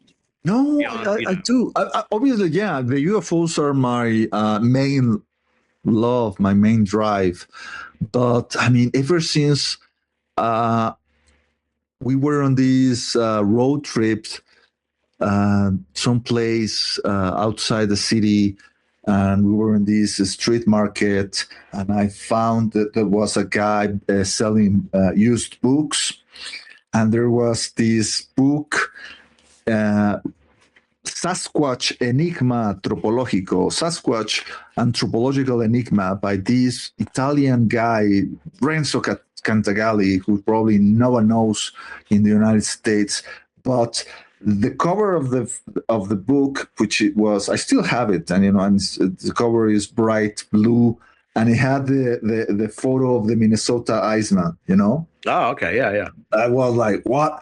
I need to have this, so I begged my parents to buy it for me, and I read it, like in 2 or 3 days. I learned about Albert Ostman. I learned about, René Dahinden. I read about the Bluff Creek footprints. I learned about the Patterson Gimli film. I learned about all that.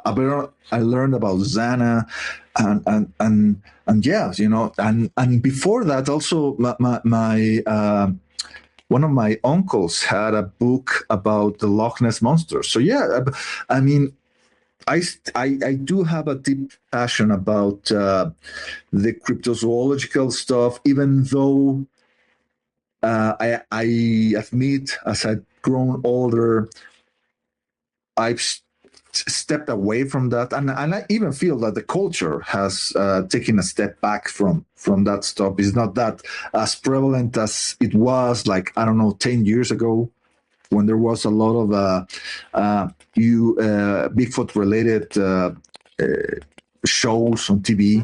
Right. Well, it's definitely been relegated to number 2 behind UFOs, like since 2017. Exactly. You know, I even wanted to joke about that with Lauren Coleman, how probably the reason for that is because there are no venture capitalists trying to make a market out of Bigfoot. Like, I don't think there are many people in the Pentagon or working for DARPA trying to make Sasquatch super soldiers. You know, the same way they're trying to create weapons out of UFO metamaterials. That's true. Well, I will say this though: I have a feeling, just a general sort of vibe, that I feel like there's some momentum behind cryptozoology and Bigfoot and sort of like the whole Mothman-y milieu and that. You know, it feels like there's a little bit of a groundswell going on, and I think it's going to get a little bigger as people become more disillusioned. Exactly. The UFO thing as we approach the 10th anniversary, and it's like, okay, look, you're not getting your fucking aliens, and people are like, you know what I also like? Bigfoot. Let's start talking about Bigfoot. You know, I'm going to start getting into Bigfoot because that UFO thing, it's been a decade, nothing's happened, and Bigfoot's cool. Yeah, so I can see this happening. The next few years. It's always these things go in waves. But we did lose 2 Titans, Meldrum and Goodall, and I was. In a selfish way, I guess. I was particularly kind of struck that I never got around. I think I only crossed paths with Jeff Meldrum once at one of Lawrence's events, and never got him on the show. It was always one of those guys. I'll get to him eventually, and I never did. So lesson learned that I need to, I need to circle back and start looking at folks who I'm like, well, I'll get them when I can. It's they'll be around. So But what are your thoughts on particularly Meldrum? I mean, he was kind of like the John Mack of Bigfoot. That is a great analogy to it. Definitely, that is spot on analogy. Yeah, definitely, because I read an article that I think that I referenced in my obit for the Daily Grail, in which showed that.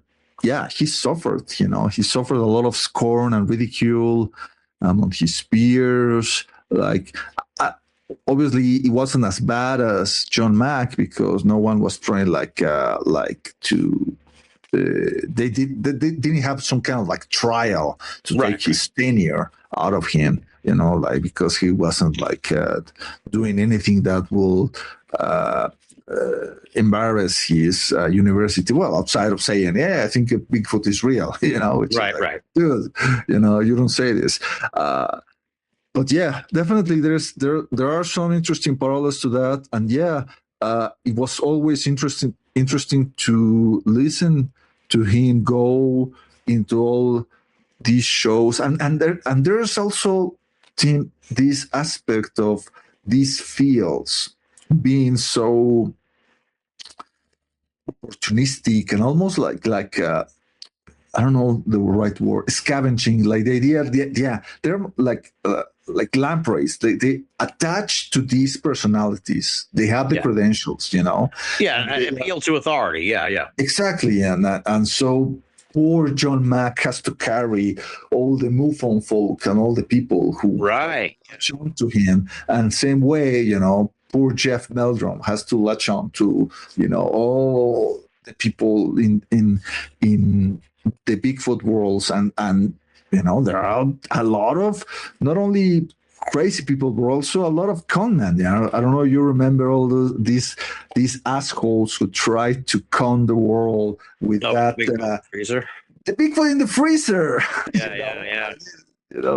Keeping this Bigfoot custom inside a plastic cooler full of possum innards and whatnot. You know. How has there not been a Netflix documentary on that fucking story? I would love that. Let's do that. Yeah, someone who's listening who has money, come give us it, and we'll make that documentary. Definitely, that would be amazing. Definitely, because there's something about that. I mean, I see what you're saying though. It's sort of like I don't know if catch-22 is the right. It's the devil's bargain in a way, where it's like, okay, if you reputable scientist want to get involved in this, you, as I've said before, it's like you have to kind of get into the. If you want to study the circus, you risk becoming a clown, and you are associated with all these different characters and stuff. So it's like, if you're poor Jeff Meldrum and you're like working at your university and like the guy with the Bigfoot in the freezer just causing a ruckus, it's like you gotta get ribbed for that. You're gonna get ribbed for that. Definitely. It's Even if you don't want to become a clown, you might get hit with a water balloon. Exactly. That's a great extension of the analogy. Yeah. So, he did a lot of great work for the field. He really kind of, he had an air of credibility that really helped, take the sting out of it a little bit. Yeah. And he was young, I mean, yeah. I think he was 67, which, I mean, being 52, I feel that's not that old. As we get older, the 10 or 20 years ahead of us start sounding young again. So so it's like, oh well. He looked really healthy for his age, but then problem is that he died of brain cancer, and that doesn't regard for your constitution. Yeah, and we talked to Lauren about that, because Lauren regrets, begrudges, and I agree with him that Jeff only wrote one good book about Bigfoot. Yeah. And he could have written more, but problem is that maybe because of his fame, maybe because of he was that one guy, that one guy in academia who's interested in all this stuff, he didn't have the time to actually or maybe he didn't know how to do what Jacques Vallée did, which is, say no to the field and disappear for a couple of years and do your stuff and then reappear with a new book or with a investigation. That's the stuff, that's the conundrum. Yeah. Well, and Jane Goodall, that was she also passed away, also a Titan and someone who advocated for Bigfoot. So it's like we lost two real sort of strong champions for cryptozoology 1 year. So it was a bummer of a year in that regard. Yeah, definitely not a good year for cryptozoology. Good people who were lost, and I'm not really that well versed in the field to say who will manage to fill in their shoes. But we'll see, what happens. Because definitely, like Lauren says, we need more people with credentials, people with scientific knowledge doing, good field work, not just going people, with the cameras, getting the shaky big photos. Yeah. And now with AI, it's even worse, because. No, it's the whole thing is, that's. Yeah, in my line of work, and I'm sure, you gather news for Daily Grill. It's like, it's just ridiculous, dude. It can be believed. Yeah, exactly. I reported on this video that actually fooled me for a few days about a giant anaconda swimming on the Amazon basin, and it was that's actually AI. God damn it, I think I told this story on one of the previous shows, but it's one of my favorite stories of the year. Is I don't know if you heard about this, but like I said, I read and surf in all these international news streams.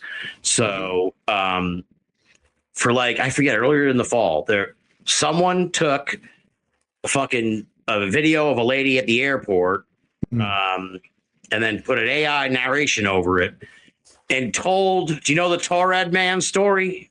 No. Story of, he was a guy. It's a old story of like a guy who was flew into the United States, and he had a passport from Torred. Yeah. Right. It's like a famous like urban legend that turned out. I think they figured out how it came to be. Yeah. They took the Torred story and they just changed it to a woman from like Toraj or something like that. I don't have it in front of me. This came to me while we were chatting, but told the story like beat for beat, and it spread like crazy all over like social media, like throughout the world, but not in America. Like it didn't. They claimed that she landed in JFK and told this whole story. She had the passport from a country that didn't exist. They took her to a room. She vanished. It's like, this is the Torred story. This is the Torred story. But she was like something, was a something woman. And it was like, it was just crazy. It was really sort of worrisome and frightening in a way, because it's like, all right, this spread like, they were like, I'll send you after we get off the air, I'll send you the article too. But it was like every place outside of the United States for some weird reason. I think because people just wouldn't buy that this happened at JFK and it didn't get like on the news or whatever. But like if you were in Argentina or India or some of these other countries that ran the story, it was like, oh, okay, well, you know, it happened at JFK. They don't grasp like that this is not possible that would happen like that. But yeah, a really weird story. Yeah, maybe that is what's going to happen to us, Tim. You know, like all of us who have, you know, spent decades perusing all these blurry, grainy photographs of UFOs, of Bigfoot, lake monsters, you know, things crawling in the night. We're going to be like almost like the arbiters of reality for all these people who are just, you know, too weak-minded, wet in behind their ears, and we already do that. I mean, I already do that for my father. You know, Right. I see him like say, oh look at this photo of, I don't know, whatever, or these. I listen to him watching some video on TikTok, and it's like you realize that that's false, right? That's AI. Like, how do you know? Well, like, oh, trust me, like my spidey senses have been attuned for decades of trying to discern whether the Billy Meyer photos were real. Or Yeah. I have my battle wounds. Yes, reversed in fake photos. Yeah, exactly. You know, so I'm hardened by my trying to find the truth. You know, like folks. Yeah. I want to believe, and yet I know that I don't. I need to keep my guard up. I feel that we will need that more as the years come by, because once again, you know, this technology. Yeah, I mean, instead of the Terminator, we're gonna get the Sloppinators. You know, it's. Well, I see, and just so for people like me with OCD on this sort of thing, it's Terenza. So the woman came from Terenza, and what struck me is particularly, like you said, it would be the arbiters of reality. Like only those of us who are really kind of paranormal mystery nerds like know the Torred man. So people, so it became this viral sensation because no one recognized this is like a super old urban legend that's been repurposed. And it's like, oh, geez, that's a remarkable phenomenon, too. But yeah, Terenza, Torenza. Punch that into the Google, folks. Terenza woman. And you'll see like just all kinds of shit.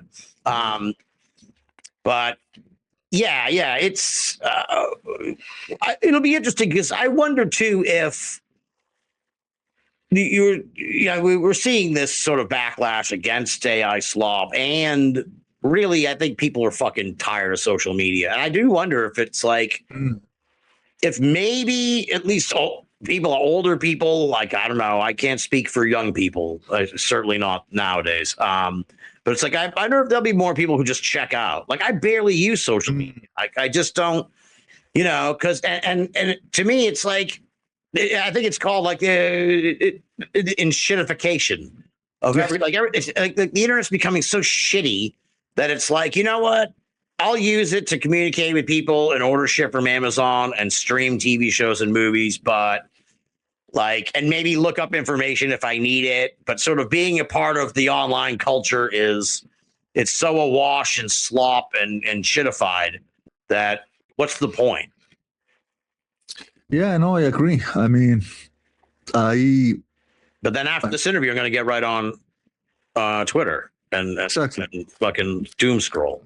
So I mean, yeah, it's depressing to realize how nowadays every morning the first thing that I do after I pause my phone alarm, to wake me up, I go and check, either one of my social media accounts, either Blue Sky or Twitter or Instagram, whatever, because I'm constantly posting, and also that's as an artist, that's even worse, because nowadays, if it's almost like the publish or perish diatribe of scientists, if you're not have some kind of presence in social media, your chances of getting any kind of commissions diminishes exponentially.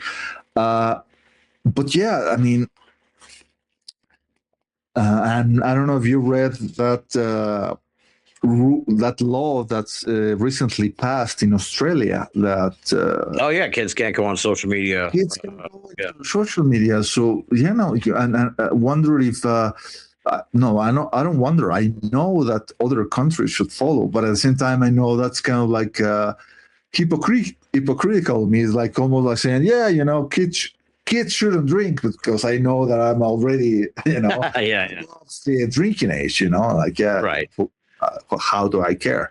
We have to deal with this problem. We are become too dependent of these dopamine electronic administration systems, and they are controlling our lives, and it is worrisome. I mean, even I was the kind of person when I was younger that I could read a book nonstop, for hours, and now I read a chapter, 2 chapters, and I have to check my phone because I need to get a pause. It's like, and I know that I'm still like in the top percentile of people who are able to read books. Right. Other people are just asking the goddamn ChatGPT, for the summary. So I don't know. This is I don't know. So many times that the movie Idiocracy has been, mentioned. Reference to this. I don't know if we're going to get to the Idiocracy. As I even remember reading in Blue Sky that actually Idiocracy is the best case scenario because at that time, President Camacho knew that the character, the one that came from the past, he knew that he was smart enough to come up with answers, So right. They were searching for a solution, whereas in our present situation, we don't want to find a solution. We're still admiring the shit. We're still drinking. Right. Electrolytes. Yeah. Well, it's you got me good tonight earlier when you said that the goal is just to keep souping up the AI till it solves all the problems, and it's like, oh shit, that's just a terrifying fucking agenda. And yeah, it's like this seems so short sighted, but I do see how I imagine it's like, yeah, we've just given up on trying to figure it out. So we'll just keep building this thing up. But Yeah, it's like who knows? collective suicide. I don't know. Yeah. Well, it'll be interesting to see what happens here in 2026. Now, I had a question for you that's completely unrelated to all this stuff, but you live in Mexico City, right? Yes. Yes. Okay. Yes. Are you aware of how successful the CMLL Lucha League has been this year? They've had like a unheard of year of business down there. Oh, really? In Mexico City. Yeah. Oh, sadly, I'm not following that scene. Okay. I didn't know. Well, I guess what I was really, in a way, it was kind of like asking you about Jaime Maussan, where it was like, are people like, is it in the, is it in the thing where people are like, oh, that thing's really big now? But okay, so it's not like that people know how. I know that it's something that definitely over the years, last. Well, you and Greg went to one of the 15, 20 years. Yeah, exactly. Like I took Greg to that and I noticed, and I've seen some Instagram videos showing how there are a lot of, foreign tourists. It's huge with tourists. It's become like the thing to do if you go to Mexico City. Definitely. Go to the show. And they sold over 1 million tickets just for the over the course of the year for the 2 shows a week at Arena Mexico. Which I love that, and definitely as a Mexican, big. I prefer my foreign tourists to go and cheer to a lucha libre match than go to a goddamn bullfighting ring. They still have bullfighting down there. In Mexico City per se, no, it's already forbidden, but definitely it's not being totally banned in the country. But it's shows the change of times. How that's for sure. Yeah. Lucha Libre has become this cultural thing, this thing that is celebrated. And I, as a Mexican, I found it. Really interesting, really special. I welcome it. I'm a fan of this Mexican artist, animator, director Jorge Gutierrez. The guy who directed the movie The Book of Life. So he is really interested in the lucha libre culture. And he's one of the people who has managed to promote the lucha libre culture outside of the United States. I love that. I love that idea, and it's even something that help us Mexicans to re-examine our own culture, because personally, that's something that happens to us a lot, Tim. That the idea that Mexicans are not proud enough of our own cultures many times. Like it takes the foreigner to come here and say, I came here specifically to try this, you like this that I take for granted, how come? Because I wanted to try the foreign thing, and I wanted to go to the first time that a McDonald's burger joint was opened here in Mexico, and it became almost like an elitist thing. So, oh, have you gone to McDonald's yet? I go every year on my birthday. Oh wow! Yeah. The rich kids were bragging about going to McDonald's back in the 1980s. Yeah, it was crazy. And now you see. All these digital nomads and all these people coming to Mexico because they want to try the street taco joints. Yeah, exactly. Yeah. So it's so strange. Yeah, it's great. It's part of the multiculturality. That's also part of Mexico. Mexico, I think. As long as we keep embracing The people that come from outside, that people that keep bringing new things to us, like, oh, let's try this new thing. Like, I don't know, like sushi. Oh, in the 1980s, it was a new thing. And now we eat sushi with chili, or Oh, wow. something like that. Yeah. Right. We created our own strands of sushi, which is totally unique to Mexico. And that, I think, is the way forward for not just for Mexico, for every culture, that. And speaking now about United States, how they are now trying to close themselves and say, oh, this is not American. Yeah. We have to kick these foreign things outside. That's not the way forward, because the progress is when you accept the external factors, and you manage to integrate them. Yes, yeah. Well, it's like a misguided version of what was already a misguided. The old thing, like the guy got down to the patent office, like, well, we've invented everything already, so we're going to shut it down. We've reached perfect. Like, that seems to be this twisted mindset of America, where it's like the melting pot. It's like, okay, we've achieved the perfect recipe. Yeah. It's like, oh, okay, all right, I see it. Yeah, all right, yeah, sure, okay. And if you guys are on top, that's the perfect recipe. Yeah. So I'm not a fan of this soup.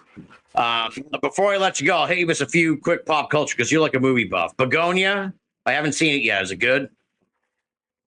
Which movie? Oh, Begonia. It's like where they kidnap the CEO, and they think, because they're conspiracy theorists, and they think she's an alien. I don't have you seen that? Haven't seen this one. Haven't seen No, I don't see that. No. Oh. No. All right. I'll see it. I'll check it out. Yeah, it's what got the girl who won 2 Oscars. I forget her name. Emma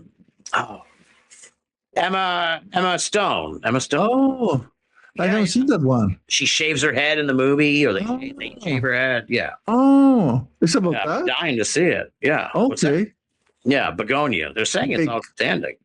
Bugonia.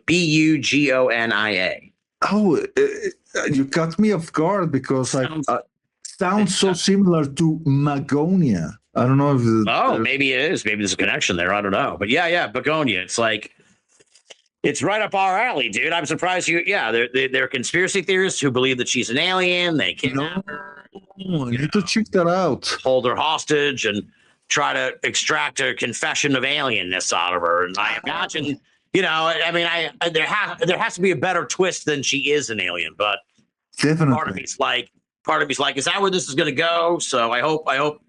Yeah, that seems so obvious that I feel like I hope there's some twist that I missed that one. I mean, Begonia just came out recently, so the problem with me is that I really stopped going to. I have stopped going to the movies, as yeah, not as often as I used to. Like I barely go 10 years ago. Yeah, exactly.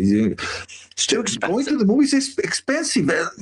It was the cheap entertainment for the public, Yeah, it used to be. Yeah. And now it's so fucking expensive, and it's such a hassle dealing with the public, whatever. And if you wait long enough, it's the convenience of being able to watch the stuff at home is like way easier. Yeah, and that is a problem. But yeah, and also the problem that all these movies and interesting shows are like dispersed in different platforms, and unless you are a pirate, and you're pirating everything, or you have an insane amount of money, you cannot be subscribed to all the platforms. Right. Like Netflix, Hulu, Apple TV, Disney Plus, Paramount Plus. I don't know what else I'm missing. It's impossible, Right, yeah, stagger them, so you just do it like for a month and catch up on all the shows, and then cancel that, and then get the next one. It's like yeah. So I haven't seen movies like The Brutalists, which I wanted to see last year, and shows like, I don't know, the one that was from whatever. What about the new Stranger Things? Have you seen the new Stranger Things? Yeah. I saw the new. I have not seen it. So chapters. is it good? I think so. Yeah. Okay. All right. I understand what you wrote about. Okay, you saw that. I was going to bring that up. Tiredness of yeah, exactly. They waited too long. Yeah, you wait so long for it that it's like, I don't know. And the same thing happened with Severance, where it was like I felt like I feel like now I need it, and I don't want to go back and watch all of Stranger Things. So it's like I don't even want to go back and watch. Like maybe I should go back and watch. I already started the new season now, but I'm like only 10 minutes into it.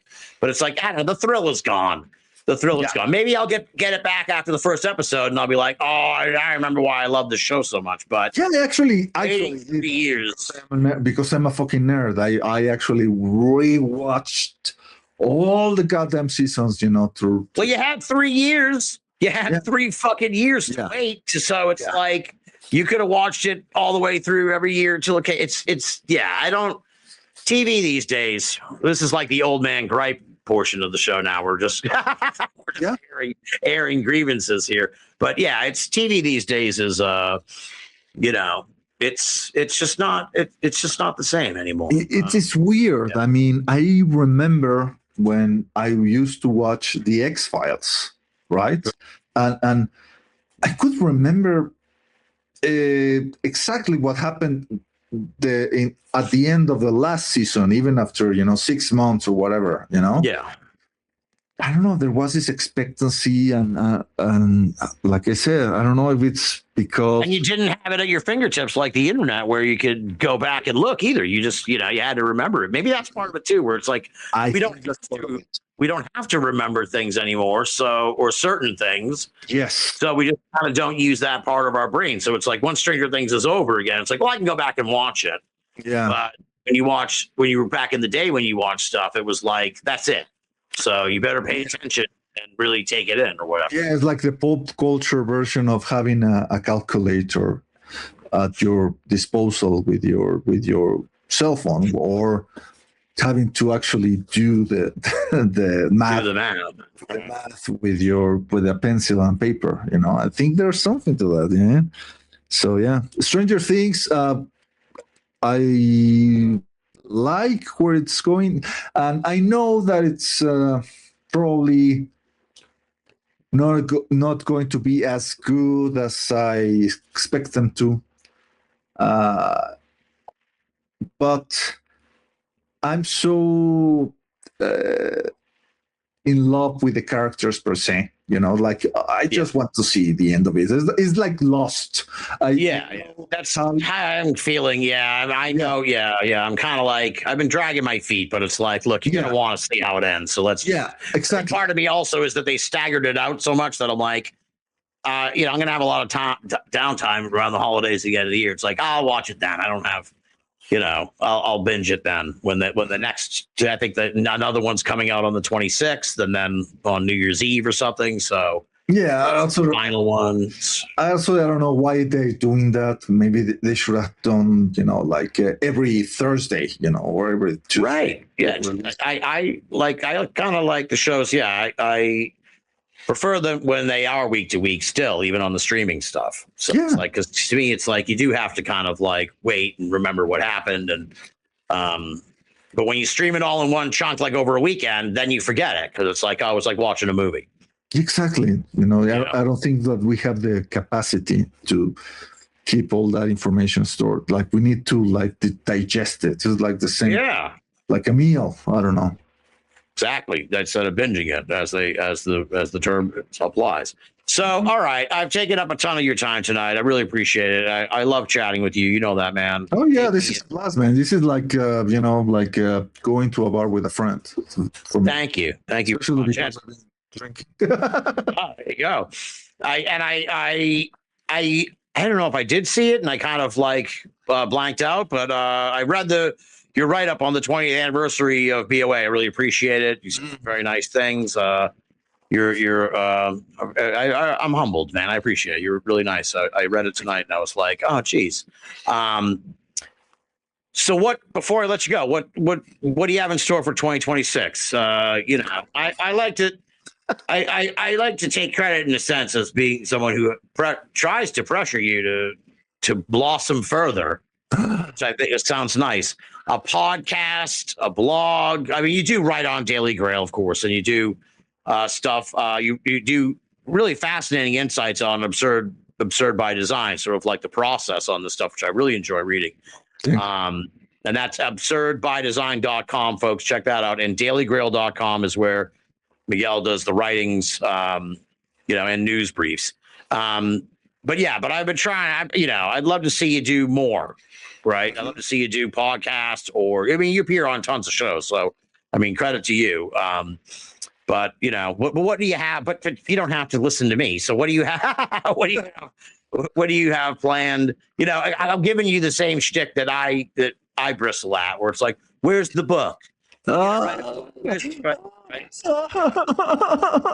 well, I'm a fellow bookless individual who's like, all right, I don't want to hear it. I don't feel like writing a book. But or it's like, when I write a book, you'll know it, motherfucker. Yeah. Kind of book. But what do you have in store for 2026? Anything crazy you got in mind, or you just kind of trying to go along to get along here as the world burns? Just riding the wave. First of all, thank you for inviting me. This has been a blast, and with Greg Taylor at the Daily Grail, we've been trying to. Oh yeah, you've been podcasting sort of sporadically with him over there, right? Yeah, and we're trying to be more consistent, with our YouTube interviews. Like I said, we just interviewed Lauren Coleman, and this year we've been fortunate to interview people like Jacques Vallée, Jeffrey Kripal, Daniel H. Wilson, bestseller author, George Watching. So we're trying to go along with that and see where it takes us. Even though, I don't know if you've seen how YouTube, it's getting kind of like sketchy, using AI to try to delete YouTube channels just because the algorithm says, well, this is pirate stuff, or this is whatever. But we're trying to maintain and build on our audience. After so many years of just staying in this community. As for me personally, really, I'm trying to see where the wave takes me. I admit, sometimes I have personal ideas like, oh, I don't know, this could be a cool project, I don't know, maybe I could, I don't know, not writing a book per se, but maybe, I do that all the time, dude. I do that all the time where I'm like I come up with great ideas and then I'm just like, yeah, but I don't have, put it in the idea pile. It's like very frustrating. Yeah, exactly. Unless I were conversing with someone, like an editor or something, like say, hey, I have this idea for something, I don't know, a children's book, or whatever, a graphic novel. Oh, okay, how long will it take you to pull it off? 9 months. Okay, how much money do you need to, get you started? A couple of grand. Okay, here you go. Okay, then I'm off to the races, because unless the creative mind is released from the pressure of the day-to-day survival, how it is. You really can't get into that kind of like flow of things, which the magic can happen. Definitely, I'm not saying no to projects, and I'm also aware that in the past I've rejected participating in things like documentaries and stuff, and I've gotten calls from time to time. You say, would you like to be part of these? Yeah. So, and then just, delete or just not answer those emails, maybe I should start to, say yes to those kind of things. Yeah, couldn't hurt, right? Yeah, exactly. I think you should. Well, we've reached that time of the hour. Thank you so much, man. This has been so much fun. I really enjoyed it, and like I said, you take me to places that I never expect to go before we chat. So I have you're one of those great guests where I can just come in with like, I mean, if people could see the notes, it's like maybe a half dozen things, and it's like, and we just kind of go where the wind goes, and it's been fun. I've really enjoyed it a lot, and I hope people aren't irritated by the time difference here, but I don't really care because it's Binnall of America. It's my show. So I wish you a very Merry Christmas, a Happy New Year, and all the best, brother. Thank you. Likewise, man. And Feliz Navidad, Feliz Año Nuevo.